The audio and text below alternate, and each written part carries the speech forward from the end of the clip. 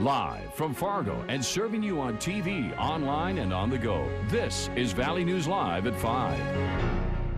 Well, I'm going to let it happen because it happens every year and it's fun, and I don't think anything like that should deter the children from going out and getting their candy. This mom says parents should not let the recent clown sightings in our area and across the country stop them from taking their kids out this Halloween. Good evening and thank you for watching. In Dilworth last night, a teenager reported he was chased by 4 clowns while out running. The police say their investigation into the case is closed because they couldn't find evidence of any clowns, even after searching the house in the area where the teenager said he saw them. Valley News Team's Cornelius Hawker was in Dilworth today to find out what could happen if you're caught causing trouble in a clown costume. It's to the point that it's now not becoming a joke. This police chief isn't clowning around if you plan on pulling a clown gag. If we can arrest you for a crime, we will arrest them for a crime. Clown sightings in more than 30 states have some parents second-guessing Halloween. I know it can make it very scary for some of them to go, but I definitely don't think it should stop you from going out and trick-or-treating. Michelle Schmidt isn't one of those parents. Her front yard is decked out in all things Halloween, and she's ready to take her kids trick-or-treating, despite some people trying to get a good laugh out of dressing up as a clown. Just, you know, the prank part, they think it's funny, but sometimes it goes a little too far, and that's what hurts people in the end. Which is what Chief Sharp is very worried about. A lot of people in this country, because of certain ways that they're feeling right now on safety issues, carry those guns whenever they're out, and it could end up being an incident where someone jumps out of the bushes, someone gets scared, and fires off a couple of rounds. In Dilworth, Cornelius Hawker, Valley News Live. People who have been found and arrested for dressing up like a clown have faced disorderly conduct charges for causing public alarm. Windy today, but we're warming up a little. Justin, what does tonight's forecast look like? And thank you, Andrea, and good evening, everybody. Yeah, temperatures out there unseasonably warm for this time of year. We are at 67 right now at Fargo, 61 at Jamestown, and we're into the mid to upper 50s as you make your way from Devil's Lake to Bemidji. The reason why, we are seeing plenty of sunshine, or we have seen plenty of sunshine during the day, and we have that nice southerly wind between 10 and 20 miles per hour, pumping in the warm air from the south. We saw the sunshine. We're still seeing sunshine out toward Lakes Country into Northland, Minnesota, but clouding up as you make your way out toward Devil's Lake and Jamestown, with some sprinkles developing between Grand Forks, Langdon, and Devil's Lake. Most of this not reaching the ground, but you could see some sprinkles as it moves across northern Minnesota as we go through this evening. For the Fargo area, we've got cloudy skies, and temperatures will stay mild as that wind keeps up from the south, as temperatures only are into the lower 60s as we go through this evening. We got one more warm day for tomorrow, then we cool down as we go through next week with some rain chances. Details coming up. All right, thanks, Justin. Yep. It is the area's largest and most attended festival of popular culture. ValleyCon 42 is back this weekend. The event features the best in film and television, game tournaments, comics, toys, and art. Several special guests are stopping by, including acclaimed actor Jeffrey Combs, author Christy Golden, and the celebrated makeup artist from Sci-Fi's Face Off, R.J. Hattie.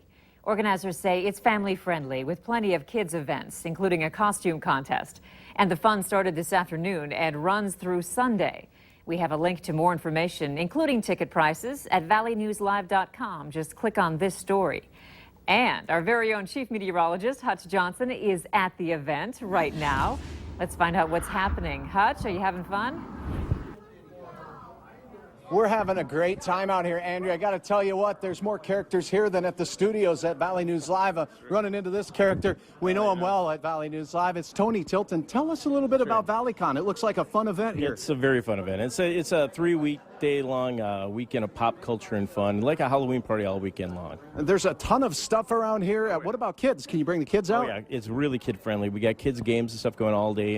Tonight till 9, and tomorrow morning, especially from 10 to noon, we have the Fargo Library and a couple of like Paradox Comics doing special kid events. Super. And a costume contest at 1 o'clock for all the kids. That sounds good. Now, you're in full costume. Tell us a little bit about who... Indiana Jones, come on.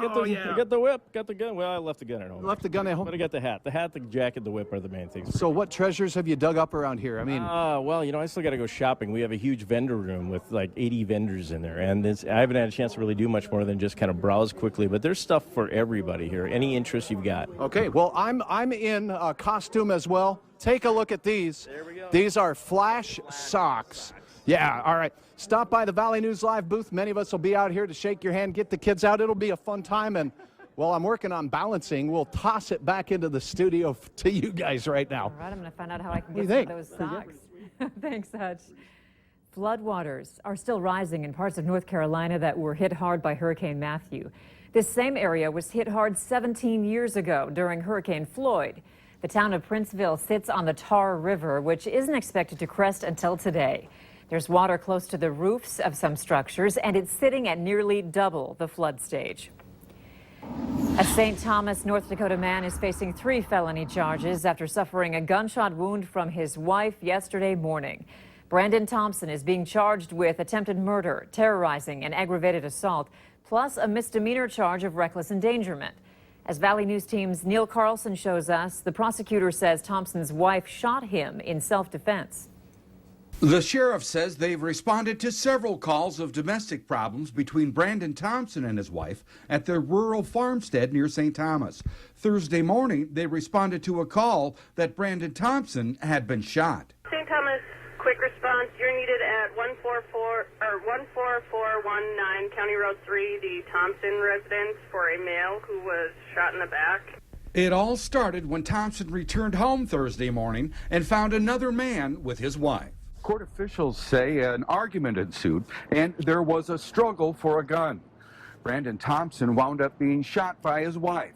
He suffered a superficial wound and was treated and released from the hospital and booked into jail. Officials say there were 2 guns involved in the incident and 5 shots fired, an incident that ended with Thompson's wife shooting him. There was a struggle involving a gun and shots were fired in self-defense. Thompson's wife and the other man at the scene are not facing any charges, according to court documents just released. Brandon Thompson fired a pistol at the man who was with his wife before the incident ended with his wife shooting him. The Thompson residence, for a male who was shot in the back. From Pembina County, Neil Carlson, Valley News Live. Brandon Thompson remains in jail. The attempted murder charge against him carries a maximum sentence of 20 years in prison. It's one of the most talked about measures in North Dakota this election season.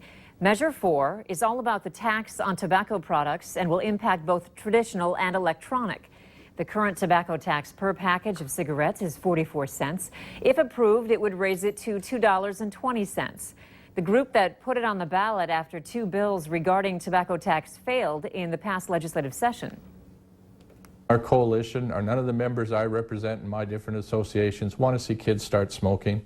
You know, I'm not going to argue the merits of the health issues associated with tobacco. I'm here to tell you that a 400% tax increase on the sale of a legal product to an adult consumer has never been done before in North Dakota. You know, increasing the tax is going to increase the price of cigarettes.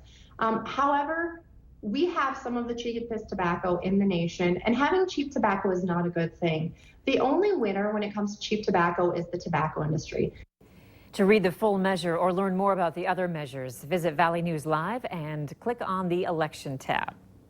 Hillary Clinton's campaign staffers discussed withholding emails between her and President Obama as questions began to swirl about her use of a private unsecured server for government business.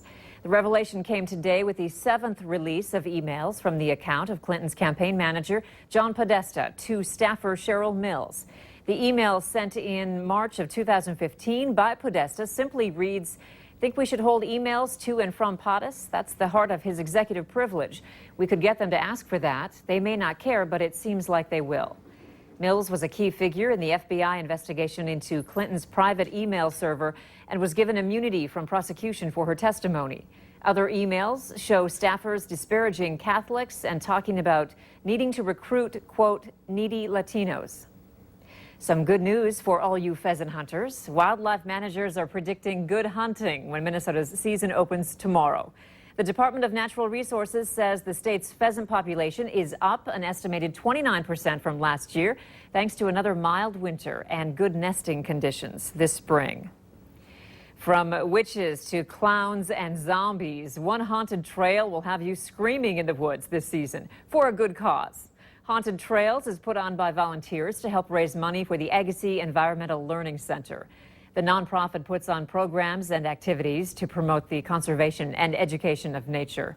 Groups walk the half-mile trail through the woods just so they can run into all sorts of creatures from the night. The Learning Center is a nonprofit, and they have kind of limited means of making money. We like to keep our student costs down for students to visit. It's right now $8 per student, and in order to keep those costs down, it's nice to have some other fundraising sources. The haunted trails will be open from dusk to midnight all Saturdays in October. There are a lot of people and organizations helping the United Way reach its goal this year, but today's fundraiser may be one of the more unusual ones. In fact, the United Way says it's the first of its type ever. The Office Sign Company in downtown Fargo has been hosting a surplus sign sale. They have all kinds of signs, some demos, some with flaws, prototypes, you name it. And if you like it, you could buy it, and you can buy it at a bargain price. The company is doing some house cleaning and thought this would be a good way to get that taken care of and benefit the United Way in the process. All the money taken in from this sale goes directly to the United Way. Its fundraising goal this year, by the way, is $5.7 million. Back in Fargo, a border battle is going down in the Fargo Dome.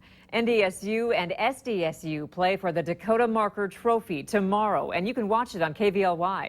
The Bison and the Jackrabbits kick off Saturday at 2:30.